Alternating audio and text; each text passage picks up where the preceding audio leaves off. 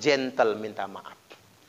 Dan kalau sudah minta maaf, kewajiban kita selesai. Kecuali kalau kita sudah minta maaf, dia masih ngotot, ya Bu, ya urusan dia. Kita ngajak salaman, tariknya tangan. Kita pandang mukanya, dia berpaling. Kita panggil pura-pura budak, dia nggak dengar. Begitu papasan di jalan, melipir-melipir, masuk siring dia, Bu. Kan mau menghindari soalnya. Caknya melipir-melipir, masuk siring. Kita datang ke rumahnya, dia banting pintu. Kalau ketemu yang kayak gitu, Bu, belajar dari pertanyaan. Kalau monyet turun dari pohon, yang duluan palanya apa ekornya? Palanya apa ekornya? Lupa lagi. Kalau monyet turun dari pohon, yang duluan kepalanya apa ekornya? Jawaban yang benar, Bu, kalau monyet turun dari pohon, yang duluan palanya atau ekornya, jawabannya EGP. Emang gue pikirin. Maksudnya kok monyet kok dipikir gitu loh, Bu.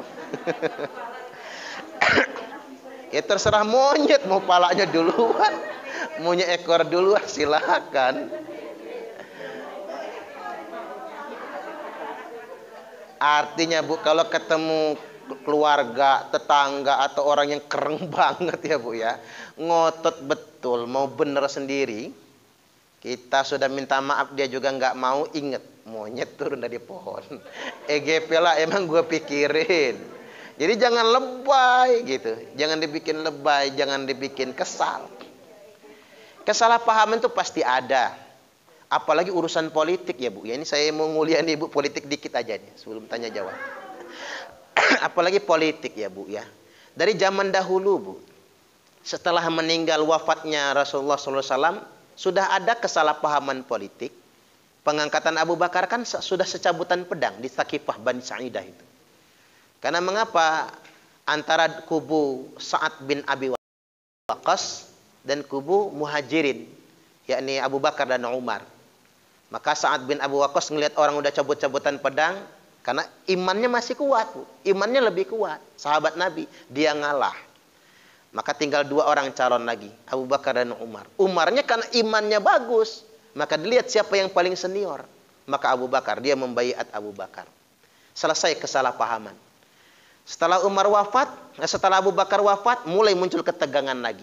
Cuman sahabat masih sangat dekat, imannya masih sangat bagus. Selesai kesalahpahaman. Kemudian Khalifah Umar terbunuh, yang membunuh orang kafir ya, Bu, orang Yahudi. Pasca itu kemudian digantikan Utsman bin Affan. Nah, di situ mulai tergerus. Iman sudah mulai datar, sudah lama pisah dari Rasulullah SAW. Puncaknya pada malam terbunuhnya Khalifah Utsman bin Affan. Itu kesalahpahaman. Yang bunuh siapa? Sahabat Nabi sendiri. Yang membunuh namanya Ammar bin Yasir. Kalau ibu-ibu baca Sirah Nabawiyah, Ammar bin Yasir itu kan termasuk yang pertama masuk Islam. Kan bapaknya Yasir, ibunya Sumayyah. Sumayyah, Bu, yang ditusuk kemaluannya sampai ke dada itu, tembus. Disiksa oleh orang kafir Quraisy. Nah, anaknya itu Ammar bin Yasir, sahabat yang dijamin masuk surga juga. Muncul kesalahpahaman. Kesalahpahamannya apa? Utsman korupsi. Itulah yang menyebabkan dia kaya. Seolah-olah kalau orang jadi khalifah nggak boleh kaya. Padahal Utsman itu sudah ditakdirkan untuk kaya. Seperti yang saya katakan tadi. Nggak mungkin kan Utsman korupsi? Nggak mungkin kan, Bu? Karena dia satu sahabat Nabi. Dijamin masuk surga oleh Nabi. 10 sahabat yang dijamin masuk surga. Kemudian beliau menantu Nabi. 2 anak Nabi kan dinikahi beliau semua. Ruqayyah, Ummi Kulsum. Ya turun ranjang, Bu, meninggal dulu ayunya. Kemudian ketika mau dinikahkan kepada orang, mau menikah kepada orang lain, dia nggak mau. Bahkan dinikahkan kepada anaknya Umar juga nggak mau, kepada Hafsah. Sampai Umar sama Rasul kesel kan, payah Utsman itu, ngapa? Nggak soleh dia itu. Anak gua kan janda nih Rasul, kata dia. Dia kan duda, ngapa dia nggak mau menikah sama anak saya? Dia mau cari yang lebih baik.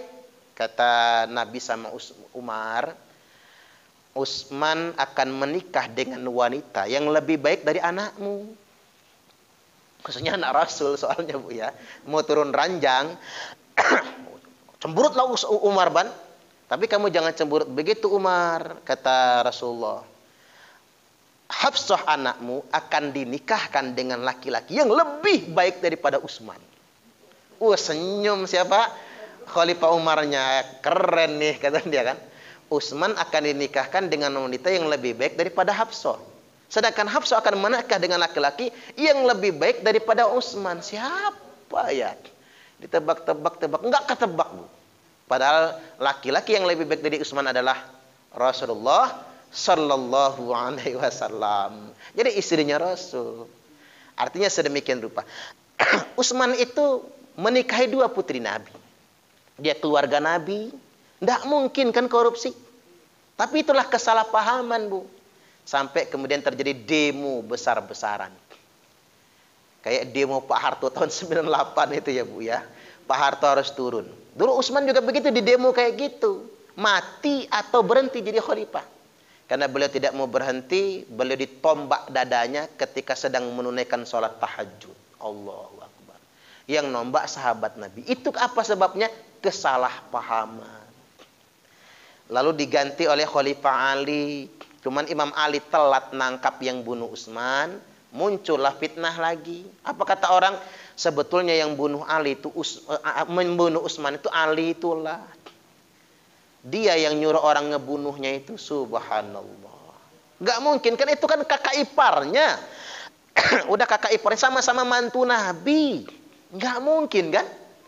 Ali akan sejahat itu. Coba dalam memori kita, kesadaran keimanan kita, nggak mungkin kan, Bu, Ali membunuh kakak iparnya sendiri, sama-sama sahabat yang dijamin masuk surga. Tapi itulah kerjaan orang munafik, membangun kesalahpahaman. Maka masalahnya yang percaya itu bukan Bu Haja Siti Salma, yang percaya bukan saya. Yang percaya Ali membunuh Utsman itu malah istri Nabi sendiri, Aisyah Ummul Mukminin. Tuh salah paham tuh, Bu. Itu bukan orang tanggung kan, ini mertuanya Ali sendiri. Istri Nabi juga dijamin masuk surga. Maka terjadilah demo besar-besaran. Yang mimpin demo bukan Neno Warisman. Yang mimpin demo Aisyah Ummul Mukminin. Maka terjadilah perang saudara pertama dalam Islam. Namanya perang Jamal ya, Bu. 18.000 sahabat Nabi meninggal dunia. 15.000 dari pasukan Aisyah Ummul Mukminin, 3.000 dari pasukan pemerintah Ali bin Abi Thalib. 6 bulan kemudian terjadi perang Siffin. Kubu oposisinya Muawiyah, kubu pemerintah Imam Ali. 80.000 sahabat Nabi meninggal dunia. Itu pernah terjadi dalam Islam gara-gara kekuasaan. Muncul fitnah dan kesalahpahaman. Walaupun menyadari ya, Bu, ya itu cuma adu domba. Aisyah menangis, Ali, kita sudah diadu domba. Iya kata Ali, kita sudah diadu domba. Makanya orang yang suka ngadu domba ya, Bu, provokator, manas-manasi. Menurut saya yang suka di WhatsApp itu, yang sudah ngadu domba manas-manasin, menanamkan kebencian, itu tukang adu domba loh, Bu. Itu sudah zaman dulu sudah ada. Makanya sampai diancam oleh Nabi, la yadkhulul jannata namam, tidak akan masuk surga orang yang mengadu domba itu. Termasuk mohon maaf ya, Bu. Ibu-ibu jangan ikut menyebarkan yang membangun kesan miring terhadap vaksin ya. Vaksin itu bahaya, vaksin itu begini, jangan, Bu. Yang ngomong begitu nggak ada satupun ahli vaksin. Jadi ahli vaksin mengatakan vaksin itu aman. Balai POM, Badan POM sudah mengatakan ini aman. Kan mereka punya standar, itu pakar semua kan. Kalau yang ngomong saya jangan dipercaya, Bu, saya bukan pakarnya. Wong dokter aja kalau bukan pakar vaksin yang nggak bisa ngomong kok. Jadi kalau yang bicara medis itu ahli medis. Kalau Bu Haja Pundari yang ngomong masih percayalah kita. Nah saya ngomongin medis, emang siapa gua gitu ya. Sekali aja nggak pernah masuk fakultas kedokteran. Sehari aja nggak pernah belajar kesehatan, ilmu medis. Lantas kemudian kok pasih amat ngomong medis, jangan. Itu namanya kita menyebarkan berita bohong namanya. Jadi kalau Ustadz ahlinya ahli agama. Termasuk tadi yang nakut-nakutin kita. MUI sudah fatwakan itu halal. MUI nggak akan bohong, Bu, pakar fikih semua itu. Ahli kitab kuning semua. Sudah aman-aman. Selebihnya ya sudah, tawakal kepada Allah Subhanahu wa taala. Saya lihat itu di media-media sosial itu ngapalah nyebar begini. Padahal yang nyebar itu bisa kena undang-undang ITE.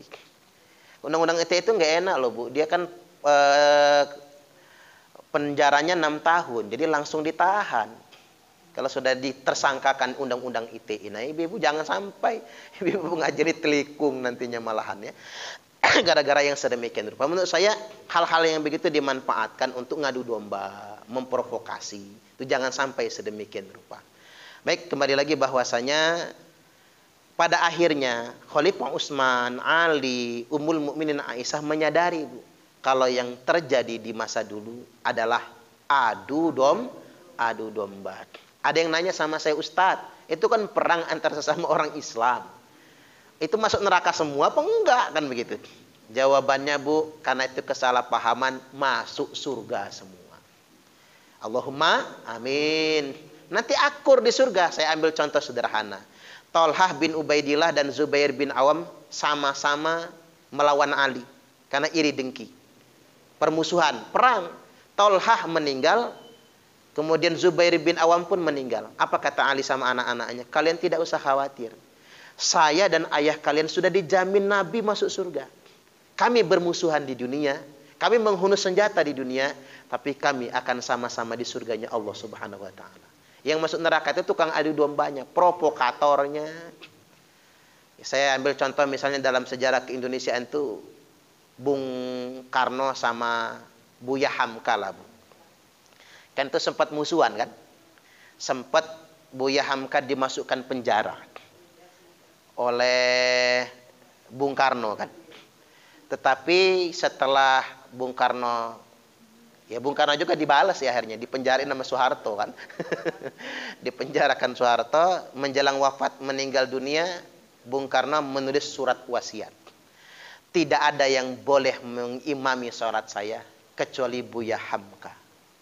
Kami sempat salah paham di dunia, tapi saya berharap di surga kami akan hidup bersama. Allahu Akbar. Memang begitu. Kesalahpahaman itu selalu ada. Apalagi urusan politik ya, Bu ya. Kayak zaman-zaman sekarang ini. Kesalahpahaman ada. Tapi kita doakan. Mudah-mudahan sama-sama masuk surga. Baik, demikian. Kita buka tanya jawab, saya persilakan.